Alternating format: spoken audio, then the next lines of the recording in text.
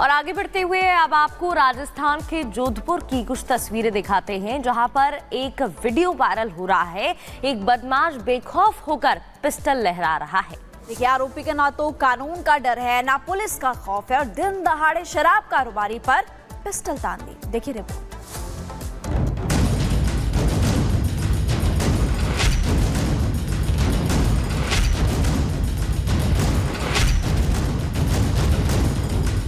राजस्थान के जोधपुर को सन सिटी कहा जाता है, लेकिन ये गन सिटी बनती जा रही है। ऐसा कहने के पीछे की वजह है ये वीडियो, जो जोधपुर का ही है, जहां एक बंदूकबाज बदमाश शराब व्यापारी पर अवैध पिस्टल तान देता है। बताया जा रहा है कि बदमाश अपनी थार गाड़ी से शराब लेने पहुंचता है। शराब व्यापारी से पैसों को लेकर कहासुनी होती है। बदमाश ताव में आता है, पीछे दबी हुई पिस्टल निकालता है और व्यापारी पर तान देता है। पूरा वाकया सीसीटीवी में कैद हो जाता है। बदमाश एक बार नहीं बल्कि कई बार अपनी अवैध पिस्टल से फायर करने की कोशिश करता है, लेकिन वो करता नहीं। बदमाश की इस हरकत से इलाके में दहशत का माहौल पैदा हो जाता है। काफी देर बाद आरोपी अपने साथियों को लेकर वहां से निकल जाता है। हालांकि आरोपी के डर के मारे शराब व्यापारी ने शिकायत नहीं कराई, लेकिन पुलिस ने सीसीटीवी के आधार पर मामला दर्ज कर लिया है और आरोपी पर एक्शन की बात कह रही है। Bureau report, Republic Bharat.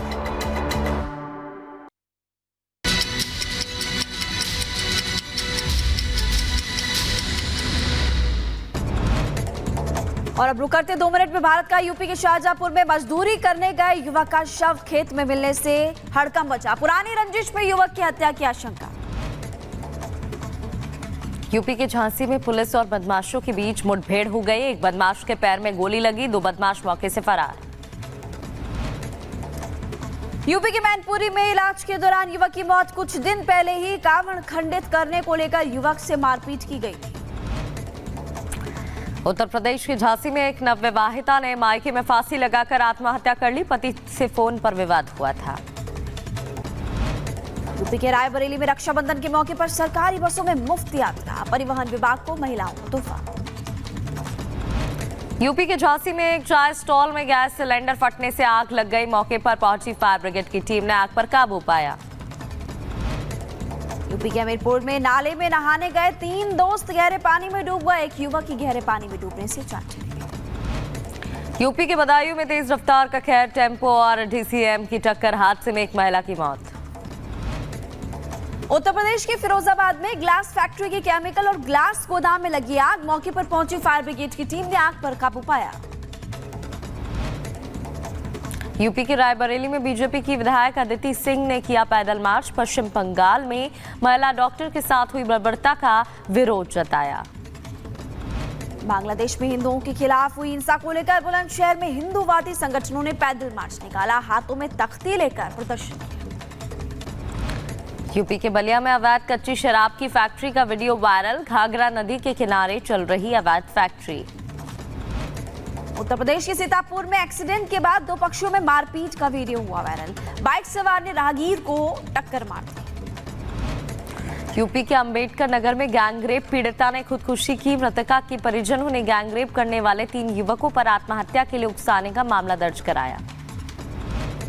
UP के चंदौली में पुलिस कस्टडी से गोवंश से भरे वाहन लूट के मामले में पुलिस ने किया खुलासा। गोवंश तस्कर गैंग के 6 सदस्य गिरफ्तार।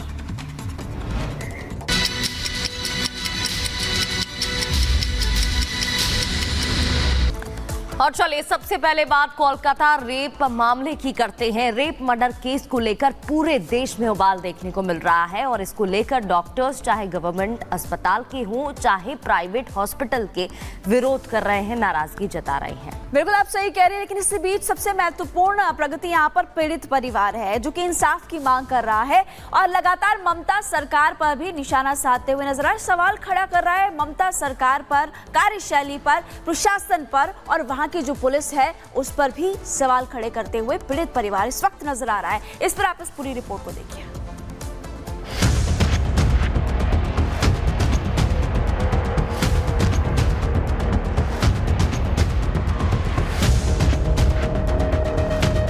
बंगाल रेप मर्डर को लेकर देश भर में गुस्सा है। पिछले एक हफ्ते से देश भर के डॉक्टर प्रदर्शन कर रहे हैं। डॉक्टर्स की पहली मांग यही है कि लेडी डॉक्टर के साथ हुए गुनाह की पूरी सच्चाई सामने लाई जाए।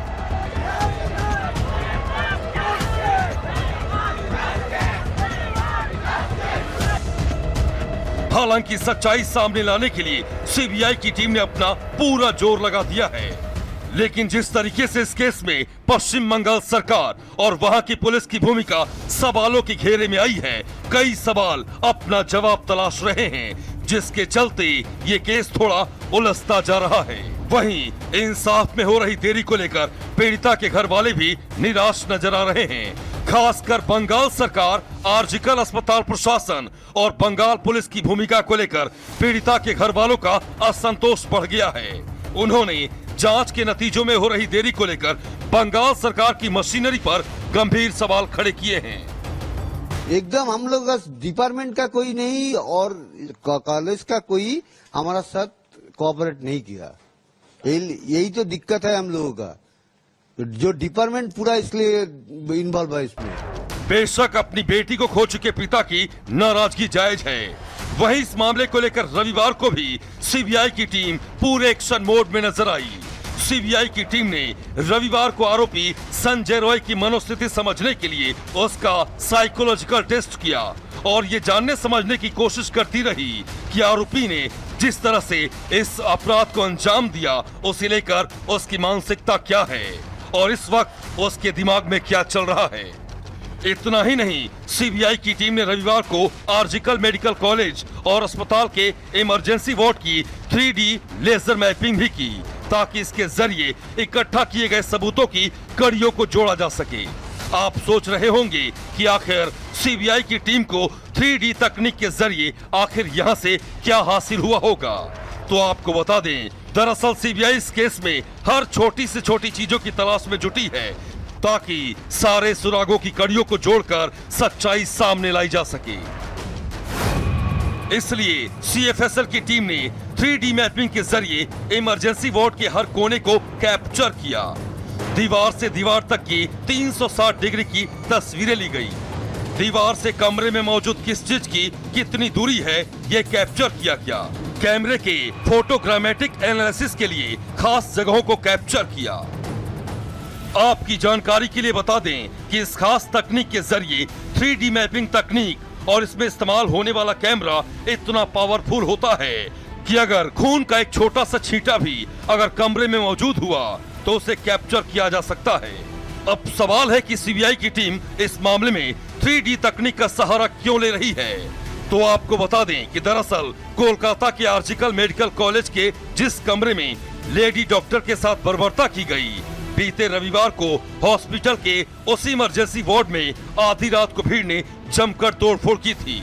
लिहाजा सीबीआई ये मानकर चल रही है कि यहाँ सबूत मिटाने की कोशिश की गई है। इसलिए गुनाहगारों की गर्दन तक पहुँचने के लिए सीबीआई हर वो सुराग जुटा रही है जो अदालत में गुनाह और गुनाहगार का कच्चा चिट्ठा खोलकर उसका अपराध